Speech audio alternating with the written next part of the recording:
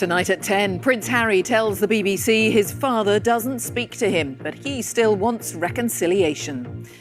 In an exclusive interview, the Prince says some family members won't forgive him for writing a book. He was speaking after losing a legal challenge about his security in the UK. I would love reconciliation with my family. There's no point in continuing to fight anymore. As I said, life is precious. I don't know how much longer my father has. He won't speak to me because of this security stuff. He argues that today's court ruling means he can't bring his wife and children back to the UK. And our other main story tonight, Reform UK redraws the political map in England after huge wins in council and mayoral elections.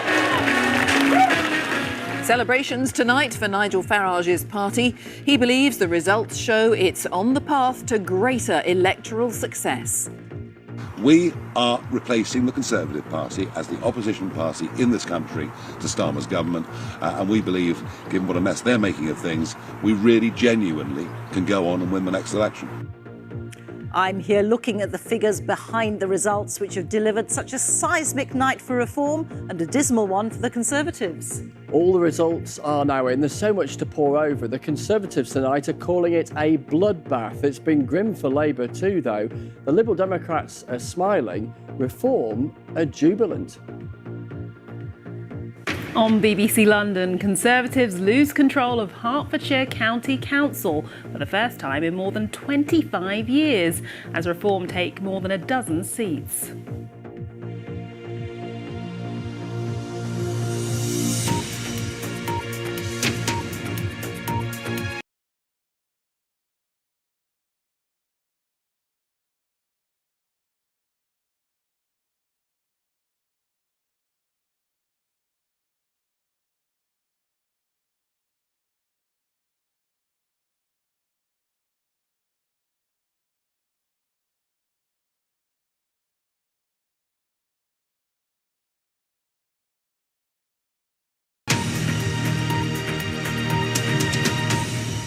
Hello, good evening. In an extraordinary interview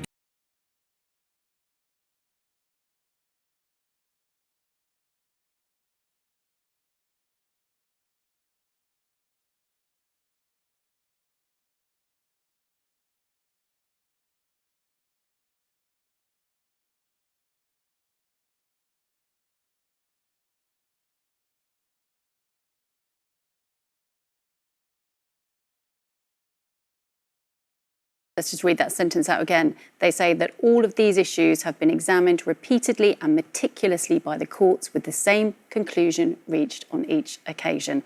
And this has been a long legal process. You'll remember this was an appeal. Harry had already lost at the High Court. Useful to hear some of the words that were said in court today.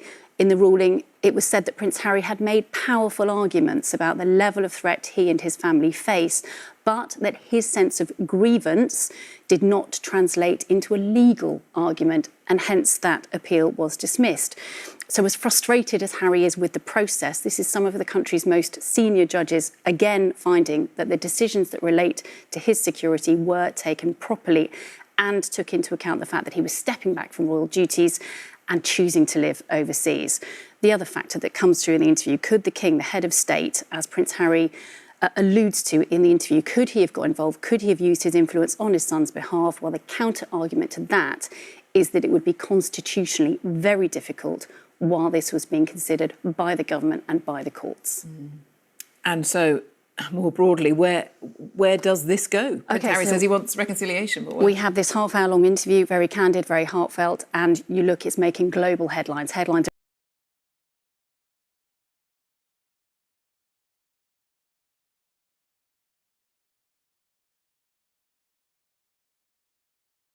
That interview seems to answer those questions. He says he wants reconciliation, but that his father won't speak to him. And this line stood out to me. He said that he doesn't know how long his father has left, but he makes it clear that until the security situation is resolved in a way that he wants it to be resolved, he's not going to bring his wife and children back to the UK, the King's grandchildren.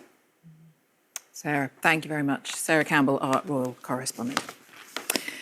And now we will turn to our other main story here tonight, of course, and that is the results of all the elections in many parts of England yesterday. Within the last hour, the final results of those local elections have come in, with Reform UK taking 10 of the 23 councils up for grabs. Huge swings for the party saw them take control across the country, from Durham in the north to Kent in the south. And we can see here the sheer number of councillors that they have gained. Context, the BBC is estimating that if yesterday had been a nationwide election, Reform would have been the biggest party there with 30%. Labour would have had 20% of. And let's take a look at those final results. You see all that turquoise there across the country for Reform. And the party also won its first ever parliamentary by-election, taking Runcorn and Helsby by just 6 votes, beating Labour after a dramatic recount. These polls were Sir Keir Starmer's first major electoral test, increased their number of councillors and took control of 3 councils. So with the story of the day, here's our political editor, Chris Mason.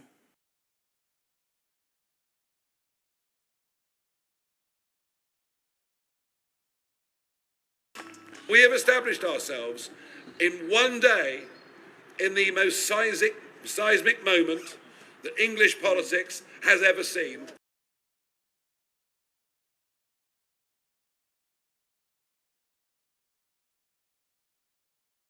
Reform have a new MP, overturning a thumping Labour majority. And from the winner, thank yous to many, including every one of you who have put their faith in me for this constituency, which has such potential. Nigel Farage, as the next Prime Minister. Opposed to, as a critic might see it, shouting from the sidelines. That's another step up, isn't it? Looking of glee, another big win for Reform in Lincolnshire, and unafraid about being outspoken. We will tackle illegal migration. We've been working on policies. I say no to putting people in hotels. Tents are good enough for France. They should be good enough for here in Britain.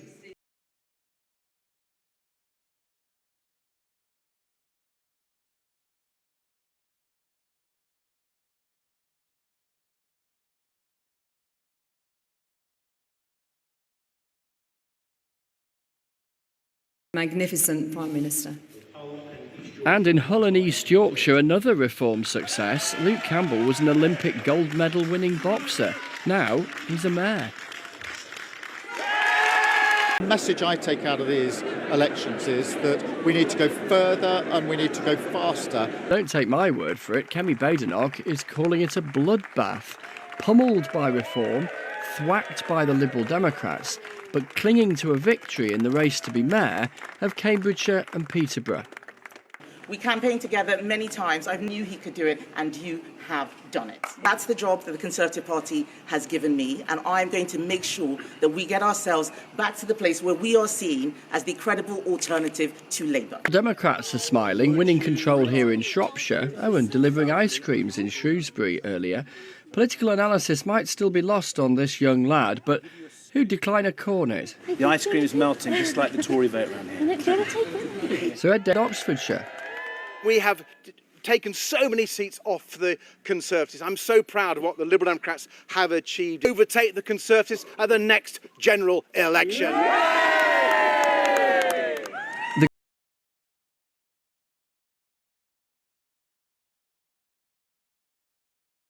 Is here to talk us through how the political landscape is looking based on all these results, Rita. Thank you very much, Jane. Yes, the counting is all done, and here comes a look at some of the big results of the night. And they don't largest local authority in the country on the basis of population, nearly 30 years. The Conservatives did have a majority of 5 seats. I want to take you over to the other side of the screen now to show you how it is that Reform did that. And they've come in and taken 36% of the overall vote there as well. And I'm just going to show you one more slight dot. I don't know if you can make it out here. There's a turquoise dot now on the screen just under